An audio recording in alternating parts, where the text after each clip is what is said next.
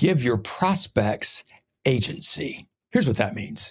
Nobody likes to be backed into a corner. Nobody likes to be forced into doing something, right? And if you're talking to a salesperson and they're pushing for you to say, yes, yes, yes, the old car dealer trick. If I do this for you, if I do this for you, will you buy it? If I can show you a way, would you buy today kind of bullshit, right? That's the pressure tactics that people hate, that gives people in our industry, sales, a bad reputation.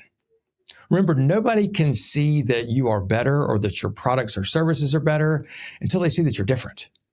And so, interestingly enough, if we give our prospects agency to tell us no, agency to walk away, we're respecting them as human beings, as adults.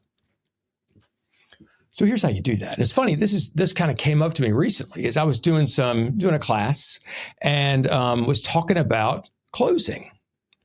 And one of the things that we do, we have this thing called the 5 C's of closing. And in our world, we close before we present. So the first C of closing is condense. So you take what they've told you and condense it. So you might say, well, I heard you say that you were struggling with this and you were upset about that and you were mad about this, and that it was costing you about X amount of money. You said you had a budget of X, that you were the decision maker, that you need to do something quickly. You were kind of ready to go. So condense, right? And the second one is confirm. And that is, we do that in reverse. We say, what did I miss? Right? Instead of did I get that right, which is a yes or no question, what did I miss? Right? So they have the right to, then they can fill in the parts that you missed. Make sure you understand where they're coming from. The third one is, how committed are you to fix this somewhere? How committed are you to fix it somewhere? Because commitment, if they're not committed to fix it, any reason you should go ahead and give them your information? I would say no, right? And the next one we call it a closing agreement. And so this is what we practiced. And I realized it was hard, but I didn't realize it was this hard because I did it with, the couple of classes of 30 people, I had one of about 20 people. And I said, here's what I want you to be able to say. If I'm okay going through all this information with you, answering any questions that you have, will you be okay telling me whether or not you want to move forward? Which means sign a PO, sign a check, whatever, right? It's kind of simple, right? If I'm okay answering any of your questions, showing you, what we would do, why we think this would work, how we would solve this stuff. If I'm okay doing that, answering any of your questions, would you be okay telling me whether or not you want to move forward? To buy, right? Be as specific as possible. Well, it was amazing to me how hard it was for people to use the or not part, right? Because in sales, we're supposed to be positive and we're supposed to get yeses and all those things. And I would tell you that's not good mindset, not good belief, and certainly not good technique. People want agency. If they feel like you're forcing them into a corner, they're going to walk away.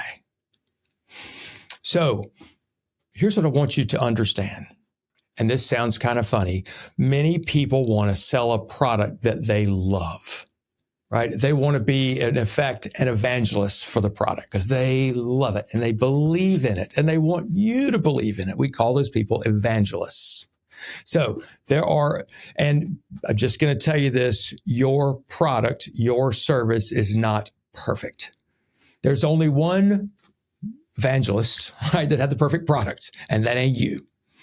So if you're an evangelist, you don't leave any room for dissent. You would be upset if somebody didn't agree with you, or that's how it comes across. You don't understand why somebody would tell you no.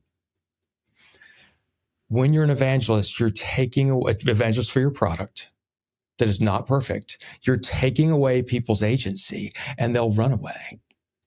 And you'll turn people off. So instead, give people agency. You can know in your mind that absolutely, if they would hire you or buy this, it would fix what they're dealing with. You can know that. But at the same time, I want you to be skeptical that they're ready. So this is how you give people agency. You're not going to force people that aren't ready. It's just not going to happen. Don't even try. So when you're asking people, right, at the beginning of the conversation, the beginning of the meeting, take the pressure off. Say, why don't we figure out whether or not it makes sense for us to take the next step at the end? And if you're not sure you want to take the next step, let's call it a no. And then before you show them your product, service, whatever the hell, before you show that, remind them again. I'll show you what we think this would do to solve the problems you talked about. Would you be okay telling me whether or not, after I do that and answer all your questions, would you be okay telling me whether or not you want to move forward?